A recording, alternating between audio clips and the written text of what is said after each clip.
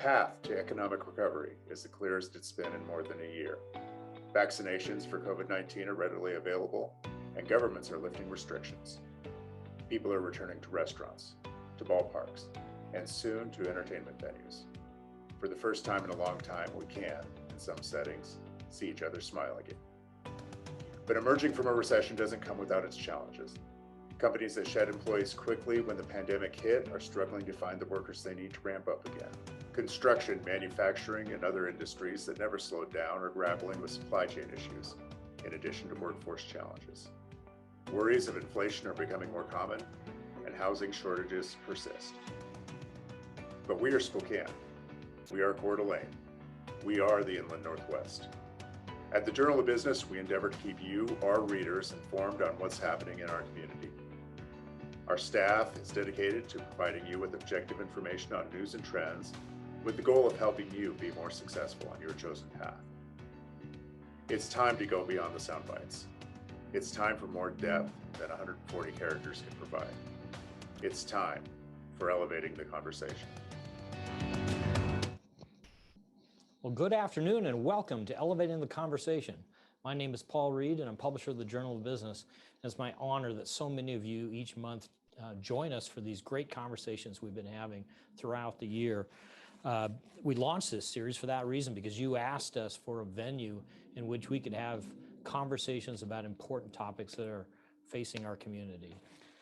So far this year, we've talked with Spokane Public Facilities District Stephanie Curran. We previewed the vaccine effort by Spokane Regional Health District's Dr. Frank Velazquez. We discussed diversity, equity, and inclusion with NAACP's Keonta Duncan. We explored the housing shortage with developer Jim Frank. We got an economic update from Washington Trust Steve Scranton. And we tackled the tight job market with Jennifer Koenig of Robert Half International. And we talked about the office and retail space market in downtown Spokane with Kimberly and Haygood's Gordon Hester. Next month, we talked with Gonzaga University's Rochelle Strother about empowering women leaders in the Inland Northwest.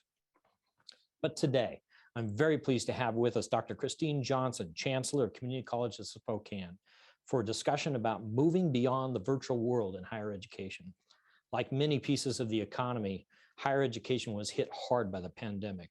What will higher ed look like in the future? This should be a great conversation. But before we get to that, I want to thank Washington State University Health Sciences Spokane for sponsoring this month's Elevating the Conversation. We simply don't get to do these types of things without the support of some great community sponsors, and WSU is certainly among them.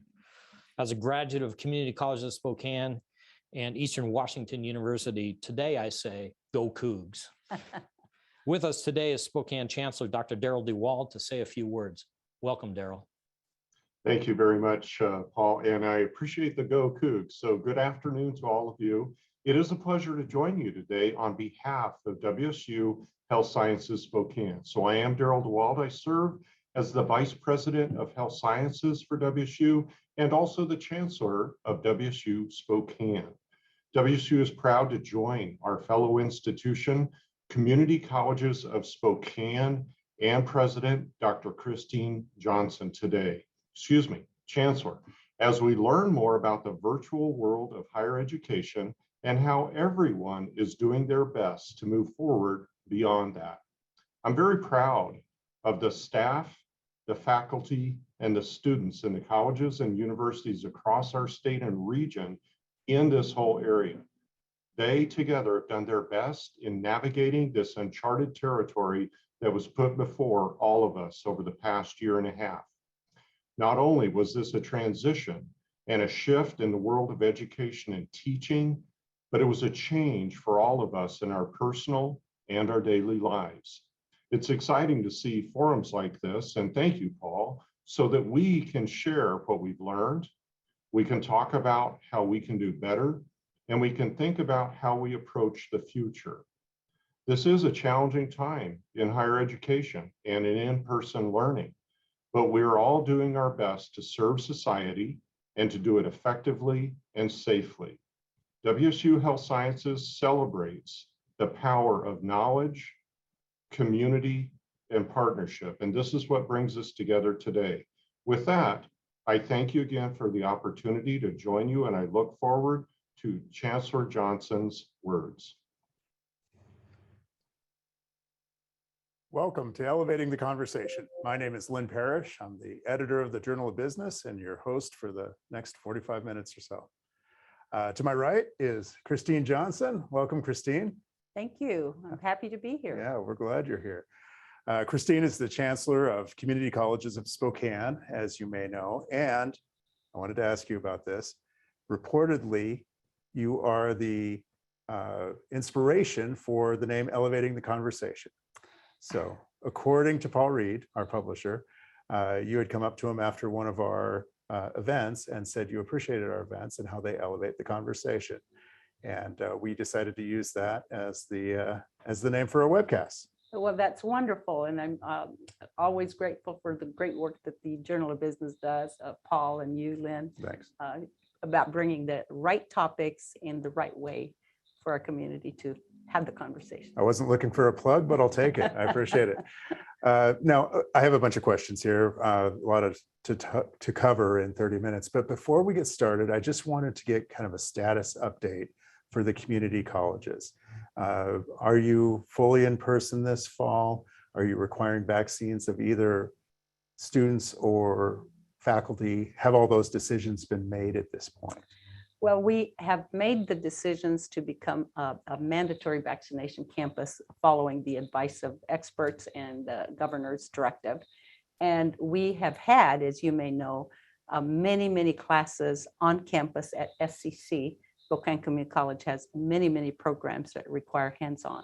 And Sure. so we've had, in fact, SCC is a college that had the most in-person classes throughout the year in our state system of community colleges. And we have a very robust e-learning program at both colleges to go with it. We believe that e-learning will continue. It's very strong. There's demand for it. And we are, of course, hoping to do more on campus as well. Many students want that experience of being Sure. together on campus. Sure, that makes sense. If you could put a percentage to it, how much last year would you say was online versus in person, ballpark? I would say at Spokane Falls Community College, probably 80% virtual and 20% on campus. And for SCC, more like maybe 40% on campus and the rest online. So Okay. Colleges have done a great job, and so grateful to the great faculty and staff we have that rose to the challenge. As Chancellor Dewald said, higher ed has done a tremendous job. I have to say all of our institutions, private and public, we've stepped up to the challenge. We've learned a lot. Our students have learned. Our faculty have done a tremendous job. So really Great. very proud to be part of this cohort of tremendous institutions. Excellent. Now, when we are at this stage in the pandemic, basically 16 months in, we tend to look at everything through that lens. But the fact of the matter is that higher education had some headwinds before any of us ever even heard of COVID. Isn't that right? And one of those is student numbers, just basic population figures. Is that correct? And what are you seeing now? You know, higher education is at the forefront of so many things in our society, not only in our state, but across the country. We have known about a declining high school enrollment population for years. Demographers have said there are fewer students enrolled in high schools, therefore fewer students eligible to go right from high school to college. And demographers have predicted a cliff that would be a sharp drop of students eligible for college. It's come to pass. It happened, was precipitated by the COVID experience. Sure. But we've known and we've seen the declining numbers. What that has meant is intense competition for high school age students. And I think every institution is doing all that it can to attract the students from out of state, in-state, international, and it'll continue to be a challenge. What we have done to distinguish ourselves, you know, I think each institution has its own approach. Sure. We at the community colleges always say the classes are small. affordability is a big deal. So we Right. always offer students the chance to, work at home and or live at home. And our tuition is very affordable since it's a commuter colleges, it's $4,000 a year, so Sure. students can afford it. So but this cliff is real, and the pandemic has only accelerated the problem as students are questioning whether they want to go to college, Yeah, sure. or questioning kind of the value they're getting if there isn't a job to go with it. And we know Right. that the pandemic has had a tremendous negative impact on all industries. Sure. So I think that's made it more complicated. Yeah, that makes sense.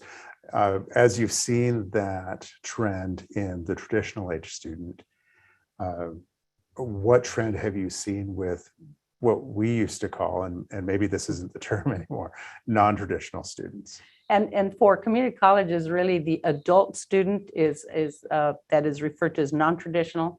That we serve adult students exceedingly well. Sure. The average age at Spokane Falls is 26. The average age at Spokane Community College is 31. Mhm. And our students as adults have families, they have children, they have jobs. And by the way, they go to college and do a great job.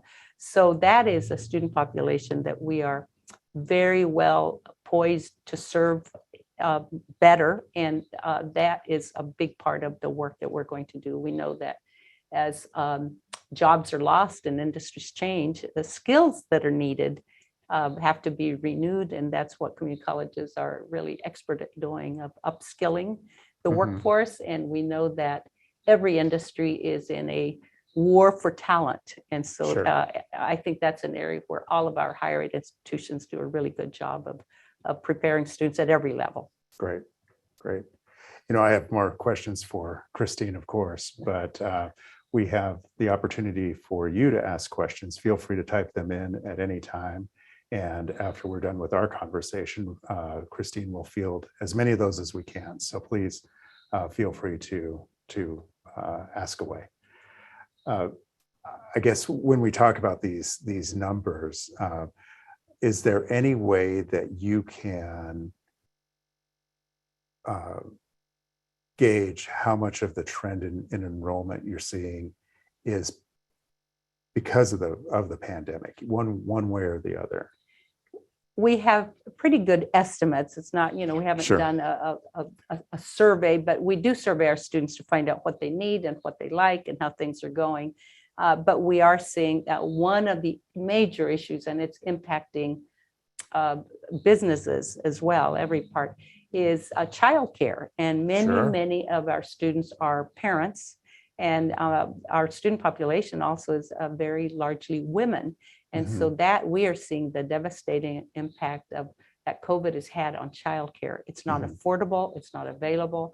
And our students who are have many challenges, financial challenges Sure. as well. They have to choose between taking care of their child and stay home, or leaving them in maybe not the best circumstances. So we're seeing that is a very detrimental impact. And I know that the business community shares that concern about childcare. And I hope that that's an area that we work together, because it cuts across every area. Sure.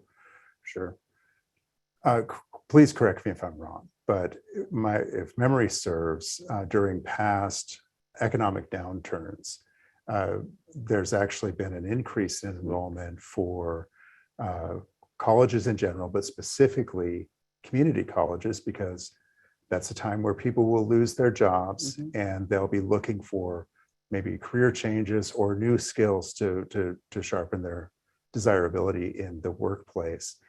I don't get the impression we've seen that this time. That you are correct on that, Lynn. That in fact has been the trend.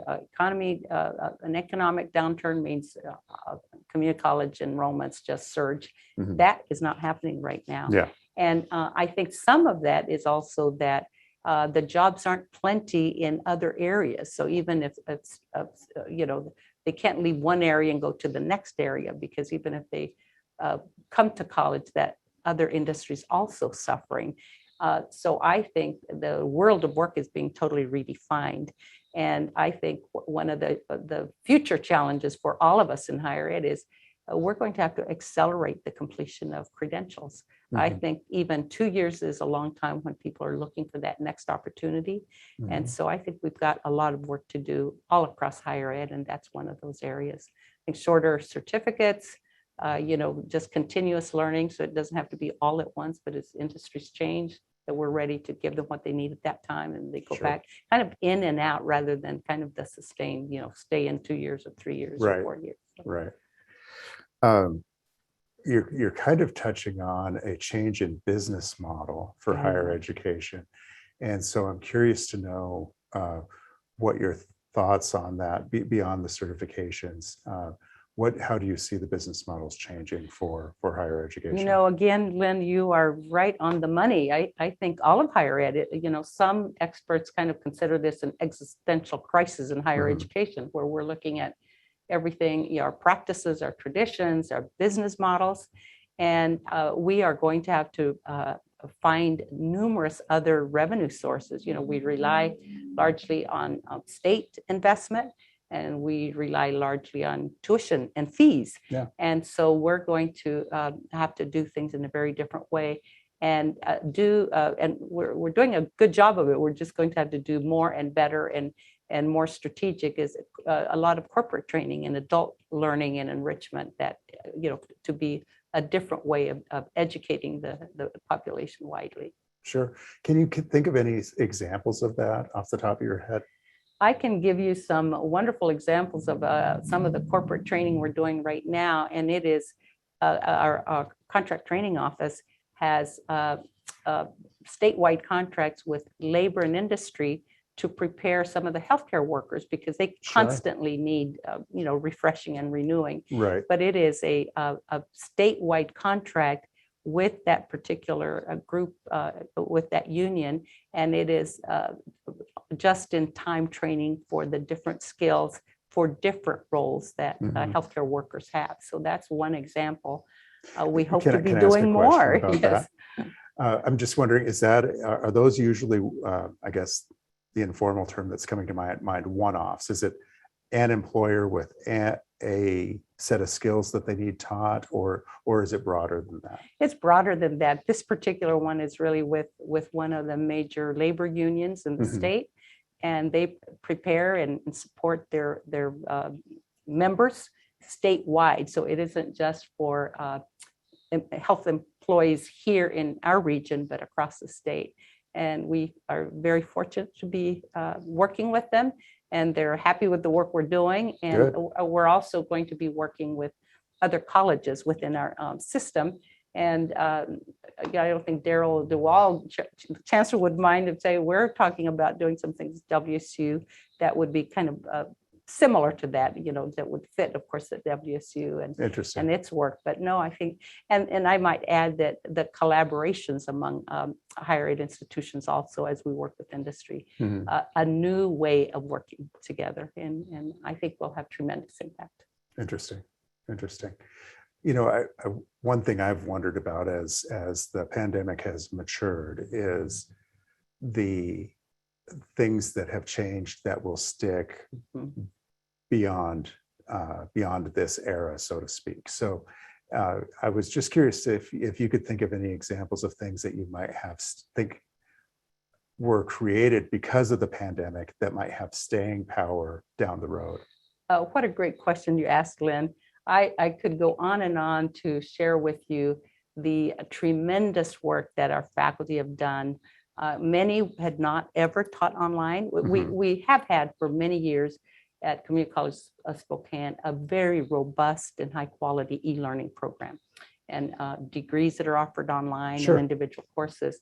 But with the pandemic, we had to ask all the faculty to teach online.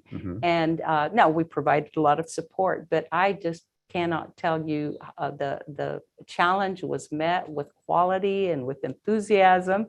And I believe that much of that will be where most of our classes now will be hybrid, even for the students in the programs that choose to be on campus, there will be a classroom-based component but also an e-learning component. And I think that's here to stay. I do not think we're going to go back to kind of the way it was for most of us, probably for you and for me. Absolutely. And many other things. I could go on and on to tell you about the student services. You know, we've always had students come into an office, either individual counselor. We still are doing some of that, but the kind of support services that are being provided by our professionals in that student support arena, unbelievable.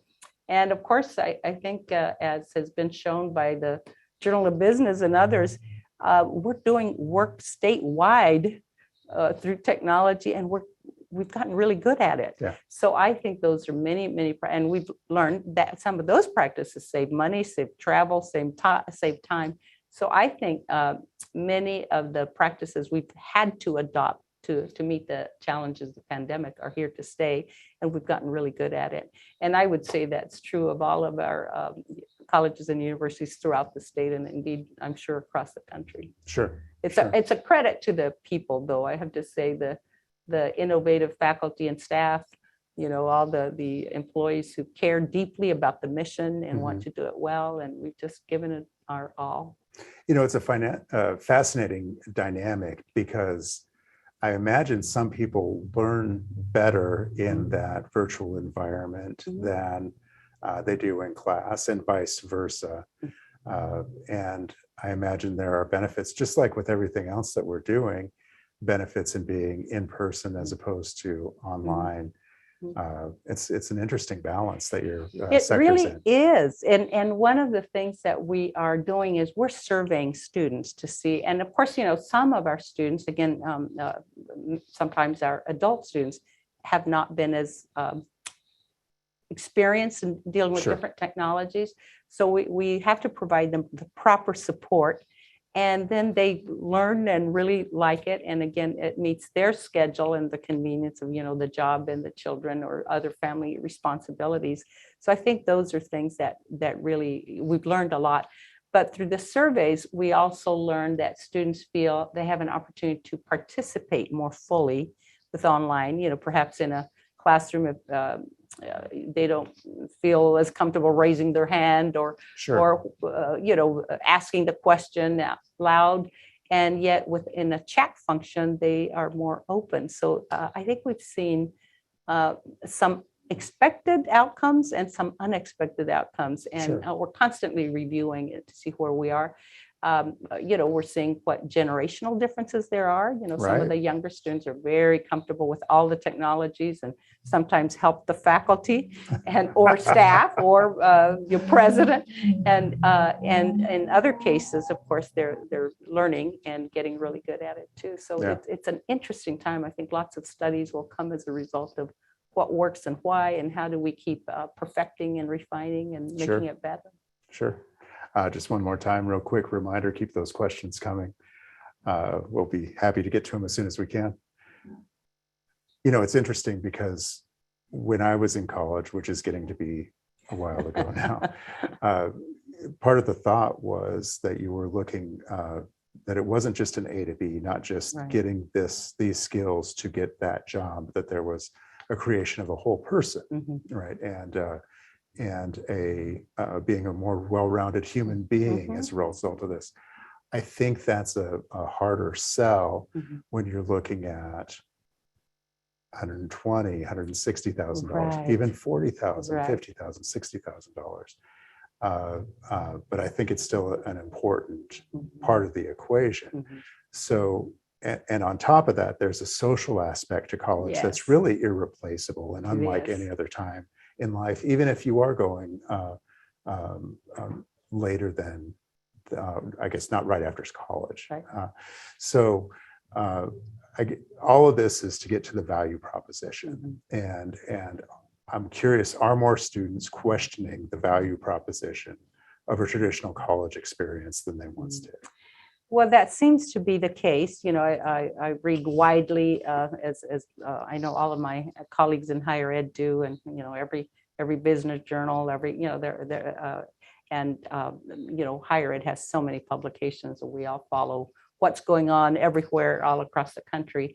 And I would say that we do know as you said, the higher education, especially residential campuses, have always had a big socialization role, and where students leave home, and like Which is you very and I, important. Yeah, we very important. lived in the dorm and that whole experience. So I think that has value, and we get to meet people who maybe we wouldn't have met otherwise, and so forth. Absolutely. So that does have value.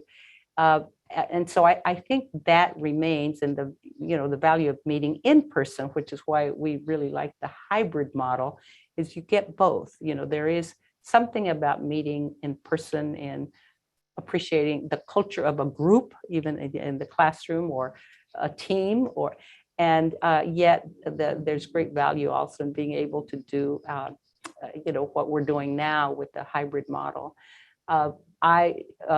From a lot of the research I'm seeing is I think more and more families are just questioning that whole thing. I mean, what does that residential experience, what's the value of it and the worth? And it has to do with just affordability. So I think for some families, it's just the perfect thing. For others, they say, not so much. So sure. I think the great thing about American higher education is that we have differential missions, differential institutions, and students and their families are able to pick the one that fits them best. But I do think just overall, there's a question about, are jobs guaranteed? That there is a crisis in a student debt problem. Right. It's a $1.5 trillion problem. Sure. That's serious. And so students worry about that and worry that in some careers they won't earn enough to be able to pay off that debt. So there are just so many issues that are big and that we're all working to solve, but they're real. So I think that's my point about the kind of an existential moment for us. If we're looking at everything, we want to serve our communities, we want to serve the students and help them. There's no question that higher education is indispensable to to economic prosperity for all students, to sustain democracy. I mean, we as educators can tell you the long list, and we're just hoping that families and students see that value for them in the institution they choose. Yeah, good. It's just about time for the question and answer period, but I wanted to ask you before we got to that about workforce development. I've heard you talk in the past about the community college's role specifically in providing a pipeline for certain industries. You mentioned healthcare earlier. Are there any other sectors that you're focused on presently? Well, we look at the major sectors in Eastern Washington. So we definitely manufacturing, the financial services industry, everything health, technology, largely, whether it's cyber or everything technology related. So those are the primary areas that we want to ensure that we have we're providing employers what they need. And we hear from employers. One of the designs of community colleges is we interact with our employers in our area on a regular basis. They advise us on advisor councils, tell us our curriculum is on track or it needs change, and businesses themselves are changing, and so your industries need different things than what we've done. So we expect that post-pandemic business will tell us, not so much of that, more of this. So I think we're going to get a lot of feedback about what we need to shore up and change. And really the name of the game is post-pandemic is it's a lot more change coming. I don't think that any industry or higher ed will remain static. So I think there's a lot of work ahead, and we feel very ready to go forward. Sure. And look forward to both meeting the challenge and also of the sustained partnerships with our industry partners and with our higher education colleagues, because we really do work together, and our students go back and forth. Sometimes our employees go back and forth among the institutions. Well, it's been fascinating to see those collaborations between the different schools where they it seemed to be perhaps a little bit more siloed in the past. Yes. Yeah. No, and I think again, you said it exactly right. I think at different times we used to think like, well, I live in this world and don't worry about it. And we're finding is the industries expect us to work together because we do one portion of the education and another institution does another. And so they want us to communicate, and looking forward to staying connected to our health industry partners. It's such a big industry, and the demands they have are enormous. Sure. And I think what they will ask of us in higher education, all of us, will be some changes to what we're doing Very to good. meet the needs. Excellent. Well, that's good. Paul, do we have any questions this time? We do. We have a handful. So first one is from Jan Wiggin. Hi, Jan. How do community colleges support vets? Support Veterans. veterans, Yeah. yes. We have very strong veterans programs and veterans advisors. So we do a lot of things with the veterans organizations, have them on campus. We really have an office for veteran services at each of our colleges, and of course have strong relationships with our Fairchild base as well.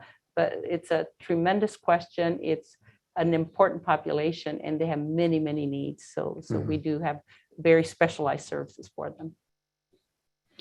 And a question from Greg Francis. International higher ed enrollments saw a drop during the Trump administration. Do you see that turning around under the new administration? Well, we're hoping so. At this point, I think the pandemic has impacted international enrollments. We saw that within community colleges as well. We had many, many students were coming from all over the world, and the pandemic has really brought that to a halt. And that seems to be the case at colleges and universities across the country. Far fewer students from across the world, but they are such an important part of bringing cultures from around the world to our communities. And the learning and the relationships that are built really matter. So thank you for that question. I really hope that international enrollment will be strengthened again. Quick follow-up on that. During the pandemic, and I know this is anecdotal, but where are you seeing those international students who are still coming? Where are they coming from? Well, we've had, we have a very strong program. And so we reach out to many countries across the world. For a while, we had many students coming from China. We have fewer now. We have a number of students that come from the Middle Eastern countries. We have fewer students from South America, but really from all across the globe. But I would say those have been the primary places that we've drawn many students. And we have a really excellent homestay program. So that's one of the distinguishing parts of our international program, that they actually live with a family and really like that experience living with an American family and getting the American experience. So that's been very successful. Question from Mike McBride. Are there any exciting development updates to share about re-envisioning the SCC campus regarding the North Spokane corridor construction project that's in progress? Oh, what a great question. I wish President Kevin Brockbank were here to let you know, but it is, I have to say, it is an absolutely beautiful, the renovations that have taken place are tremendous. We are, for people who wondered about the construction of that highway, it is going on. And so there will be changes to the entrance to the colleges. And so a lot going on. And I will have to ask President Brockbank to do an update because there's just a lot going on. It's moving quickly. And so far, we haven't seen any major inconvenience, but we're, it's early in the process. Have they started work on your grounds yet, or? Well, we have, we have settled with the Department of Transportation. And so we're sharing some space, and they're working on some of the parking lots and all of that, all the arrangements. Parking on campuses is always an issue. And so that's one of the areas we're working on. Well, and not to hijack, but it's also interesting that soon you're going to have the city line ending at Yes, your campus. yes, So yeah. a lot of change A lot of change, and on your front doorstep. and it'll be we hope that makes the college just so much more accessible to everyone, that they'll be able to get their, the students have transportation issues, and some of our students do. And we have a question from Gordon Hester, our guest last month. Hi, Gordon. The community colleges have done a great job of tying together pursuit of a particular degree or certificate with a job. How do we encourage other institutions of higher learning to have the same conversations with their students so that there is an accurate expectation of what a particular degree will mean in the job market? I do think, I don't speak for all other higher ed institutions, but I do think that every institution recognizes that, again, with the economy and the uncertainty, that students need to know what does this field offer? What are the range of jobs and salaries? And so I do think that every institution is looking at how to do career advising and to keep students informed of the changes that every industry has, and the job availability and salaries, because that's, for us, as Gordon well said and knows, we want to prepare students for, work, that we know that at some level, everything will lead to a job, and we want them to be ready for it. And from Julie Orchard. Hi, Julie.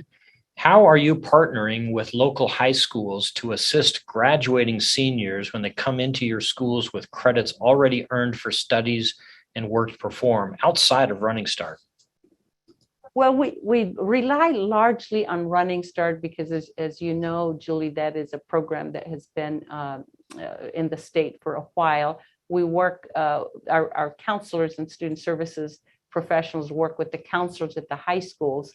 And we believe this gives students a head start. We want them to, for those students who are ready to, and many students want to just move through high school and college and go on to that career. So we largely, again, work with the high schools and work with them on how they, on the partnership they want defined. And if there are other ways we can help those students get their credit, we want to. We want to emphasize, especially many of the career tech fields where there are shortages, where we know in the trades there are shortages, and students there need to really make a jump start to that field where there are many vacancies. And a question from Greg Francis. How are the community colleges engaging with the construction industry to improve the shortage of new people entering the construction trades? With the construction industry, we've had so many conversations on this. Some of our students, what they look for in a job is year-long employment. And I think one of the concerns they often have about, they love the construction work for a summer job or something, but they want something that would keep them employed year-long. We are ready to find solutions. Starting a program and means that we would have to really define what the industry needs, and then what you're able to do to be flexible with us, because we, once we hire a faculty member that is in that field, we can't say like, okay, you have a job one term but not the next one. So we're open to the conversation with you as an industry, but as I say, what we hear from students is they want careers where they can have employment year long and not just seasonal employment. And correct me if I'm wrong, but the path to employment with construction oftentimes is still the traditional apprenticeship Correct. As well. Correct. So it would take just the right types of jobs Correct. that would require either Yes. the certification or the Yes. associate's Yes. degree. And we do have many apprenticeships, wonderful apprenticeships in many fields. So you're correct, that is the mechanism. That's all the questions we have right now. I'll maybe give you a follow-up, Christine. You had mentioned state funding as one of your major primary revenue sources.